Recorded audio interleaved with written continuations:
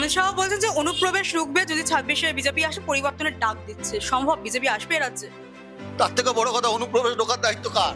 বিএসএফটা কার? আমার ঠাকুর দাদার। বিএসএফটা চালায় কারা? অমিত শাহ দপ্তর। তাহলে অনুপ্রবেশ যদি হয় তাহলে বিএসএফ এর 50 কিলোমিটার রেডিয়াস করেছেন। কাজ করার রেডিয়াস তো বাড়িয়েছেন পার্লামেন্টে বিল এনে। এখন 50 কিলোমিটার পর্যন্ত তারা তদন্ত করতে পারে, তারা যেতে পারে, সার্চ করতে পারে। এই যে 2000 kilometre square kilometre porous border বাংলাদেশের সাথে, আপনি তাই তো বলতে চাইছেন বাংলাদেশ থেকে অনুপ্রবেশ হচ্ছে। ঠেকাতে পারছেন না কেন? কার দপ্তর? আপনার তো প্রথমে পদত্যাগ করা উচিত। আপনার প্রথমে পদত্যাগ করে চলে যাওয়া উচিত যে আমার দপ্তর করতে পারছেন। পরে তো আমি অন্য রাজ্য সরকারকে বলবো বা যাকে বলবো। দেখুন, রাজ্য সরকার তৃণমূলের আমরা 2000% বিরোধী। তার মানে এই নয় যে বিজেপি যেটা করবে আর দোষ দিয়ে দেবে, এটা হতে পারে না।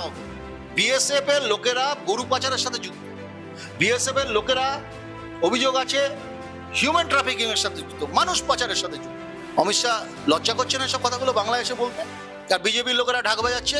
মানে আমরা ছোটবেলায় ওই গল্প দাদুর আসর শুনেছিলাম, এই গল্প দাদুর আসর দেখছি, গল্পের গরু গাছে উঠছে, প্রতিদিন বলছে এই তদন্ত হচ্ছে, ধরা পড়বে, ও ধরা পড়বে, ও ধরা পড়বে। প্রত্যেকের বাড়ি গিয়ে নক করে, অথচ ক্যামাক স্ট্রিটে গিয়ে নক করে না। ক্যামাক স্ট্রিটে গিয়ে নক করার হিম্মত নেই, কারণ ওখানে তো অন্য সেটিং। রেশন দুর্নীতির বস্তা বস্তা চাল এখনো উদ্ধার হচ্ছে। তৃণমূল নেতার বিরুদ্ধে হাতি দাঁত পাচারেরও অভিযোগ দেখলাম। আর কি কি অভিযোগ আমরা দেখবো? চাকরি বিক্রি হচ্ছে, আবার হাতির দাঁত। সাইকেল চুরি করতো, সবুজ সাথীর সাইকেল, সবুজ সাথী থেকে এখন হাতি, সাথীর থেকে হাতি। আমি তো বলছি পশ্চিমবঙ্গে চুরির একটা বিশ্ববিদ্যালয় করলে তৃণমূল ডক্টরেট পাবে এবং ওরা খুব ভালো পড়াবে সারা পৃথিবীর মানুষকে চুরি কিভাবে করিতে হয়। হাতির দাঁত চুরি করার সাথে তৃণমূল যুক্ত, ভাবুন। আর কি ভুয়ো ডিগ্রি, ভুয়ো ডাক্তার, ভুয়ো ইঞ্জিনিয়ার, ভুয়ো টিচার, চাকরি চুরি, জমি চুরি, এখন হাতির দাঁত চুরি।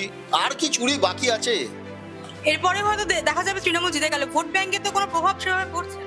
দেখুন, ভোটে জেতা আর এসব বিষয়গুলো ম্লান হয়ে যাবে না। আপনি যতই বলুন, বাংলার মানুষের কাছে সময় লাগে। মানুষ হয়তো অল্টারনেটিভ খুঁজে ঠিক মতো পাচ্ছেন না, এটা হতে পারে, অসুবিধার কিছু নেই। সত্যি কথাটা সত্যিভাবে বলা দরকার। মনে করেছেন আপাতত তৃণমূল ঠিক, তাই ভোট দিচ্ছেন।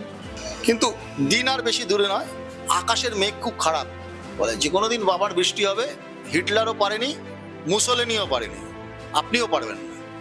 বাংলার মানুষ অপেক্ষা করছে, সঠিক অল্টারনেটিভ আপনাকে আবার প্রাক্তন বানিয়ে দেবে।